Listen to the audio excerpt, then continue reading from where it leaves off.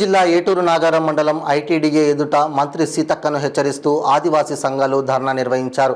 ITDA పరిధిలోని 5వ షెడ్యూల్లో ఆదివాసీల చట్టాలు అమలు చేయడంలో అధికారులు విఫలమవుతున్నారని, ఎన్నికల సమయంలో ఆదివాసీ సంఘ ముఖ్య నాయకులు మంత్రి సీతక్కతో కలిసి రేవంత్ రెడ్డితో సమావేశమై ఆదివాసీ హక్కుల రక్షణ ఏజెన్సీ డిఎస్సి పేసా చట్టాలను అమలు చేసింది కాంగ్రెస్ పార్టీయేనని నమ్మబలికి మా మద్దతు తీసుకున్నారన్నారు. మా ప్రాంతంలో విద్యార్థులకు అధికారులకు ఏజెన్సీ సర్టిఫికెట్లు ఇవ్వలేని దుస్థితి నెలకొందన్నారు. సీతక్క ఒక ఆదివాసీ బిడ్డగా మీరిచ్చిన మాటనే ముఖ్యమంత్రితో మాట్లాడి 10 మంది ఎమ్మెల్యేలతో ట్రైబల్ అడ్వైజర్ కమిటీని ఏర్పాటు చేయాలని డిమాండ్ చేశారు. లేదంటే ఉద్యోగ అవకాశాలు లేక ఏజెన్సీలో విద్యార్థులు గంజాయికి అలవాటు పడి ఆగమవుతున్నారని వేడుకున్నారు. మెగా డిఎస్సి మాకు అవసరం లేదు, మా ఏజెన్సీ డిఎస్సి మాకు కేటాయించాలని కోరారు. పలు డిమాండ్లతో కూడిన వినతి పత్రాన్ని ఐటీడీఏ ప్రాజెక్టు అధికారి చిత్ర మిశ్రాకు అందజేశారు.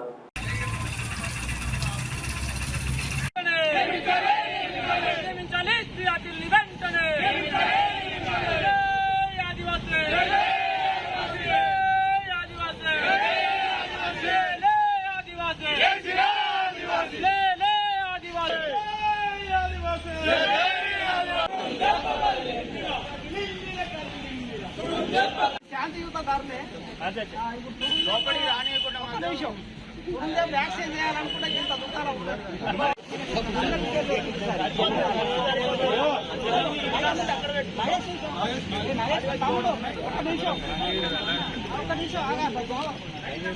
Single line administration. ఇప్పుడు ఇక్కడ మనము 6% జనరల్ రిజర్వేషన్ అయితే 100% రిజర్వేషన్ ఇక్కడ ఇంప్లిమెంటేషన్ వస్తుంది. దాంతో ఇప్పుడు మన ఉద్యోగాలన్నీ నష్టపోయే పరిస్థితి ఉంది. మన గతంలో జోనల్ సిస్టమ్ 5th జోన్ కింద ఉన్నప్పుడు zonal system general zonal system ఉన్నప్పటికీ ఐటీడీఏ పవర్స్ అనేవి టచ్ చేయలేదు. తెలంగాణ పోరాట సమితి తొడుందెబ్బ ములుగు జిల్లా ఆధ్వర్యంలో ఐటీడీఏ ముందు ధర్నా కార్యక్రమం నిర్వహించడం జరిగింది.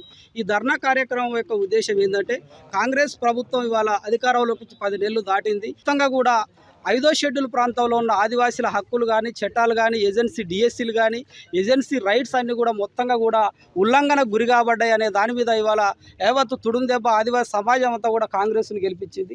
ఇప్పటికొచ్చి 10 నెలలు దాటినప్పుడు కూడా మళ్ళీ ముందు స్వయంగా గౌరవ మంత్రివర్యులు సీతక్క గారి ఆధ్వర్యంలో తుడుందెబ్బ రాష్ట్ర కమిటీ రేవంత్ రెడ్డి ముఖ్యమంత్రి గారితో కూర్చొని చర్చించడం జరిగింది.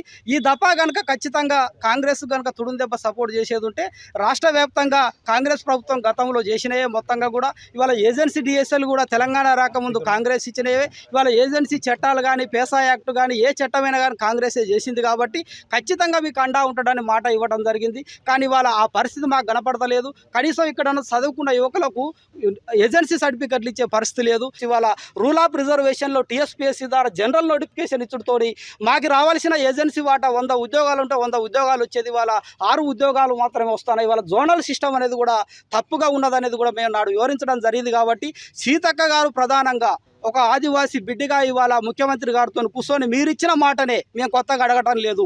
ముఖ్యమంత్రి గారితో కూర్చొని ఇవాళ 29 శాఖల జీవోల్ని చట్టం చేయాలి. ఎందుకంటే అక్కడున్న మా నిరుద్యోగ యువత, అక్కడున్న విద్యార్థులు గంజాయికి అలవాటుపడతారు, ఆగమైపోతారు. మా వాళ్ళ బతుకులు ఆగంగానే నువ్వు కూర్చొని ఇవాళ చేయవలసిన అవసరం ఉన్నది. ట్రైబల్ అడ్వైజర్ కమిటీని కూడా ఇమీడియట్గా 10 మంది ఎమ్మెల్యేలతో కూడిన ట్రైబల్ అడ్వైజర్ కమిటీ ఏర్పాటు చేసి ఒక తీర్మానం చేసి ఏజెన్సీ డిఎస్సీని ఇవాళ మెగా డిఎస్సీ మాకు అవసరం లేదు, ఏజెన్సీ మాకెంతో అయితే మా వాటా మాకు కావాలి కాబట్టి ఏజెన్సీ డిఎస్సీ కూడా ఏర్పాటు చేయవలసిన అవసరం ఉన్నది. ఇటీవల కాలంలో ఏజెన్సీ ప్రాంతంలో ఆదివాసులపైన దాడులు కూడా పెరిగిపోయినాయి. ఇవాళ రెడ్లు, వెలమల్ లాంటి కులాల వాళ్ళు అలా అగ్రకుల ఆధిపత్య ధోరణిలో ఇవాళ రాడ్లతోని దాడులు చేసిన సంఘటనలు కూడా మనం తాడవాయిలో చూసినాం. అంటే ఇక్కడ ఏజెన్సీ ప్రాంత వాసులకు కూడా రక్షణ వచ్చే పరిస్థితి లేదు. కాబట్టి ఇక్కడ ఉన్న అధికారులు కూడా ఖచ్చితంగా ఏజెన్సీ చట్టాలు అమలు చేసి ఆదివాసీలకు అండగా ఉండవలసిందిగా ఇవాళ ధర్నా కార్యక్రమాన్ని నియమించడం జరిగింది.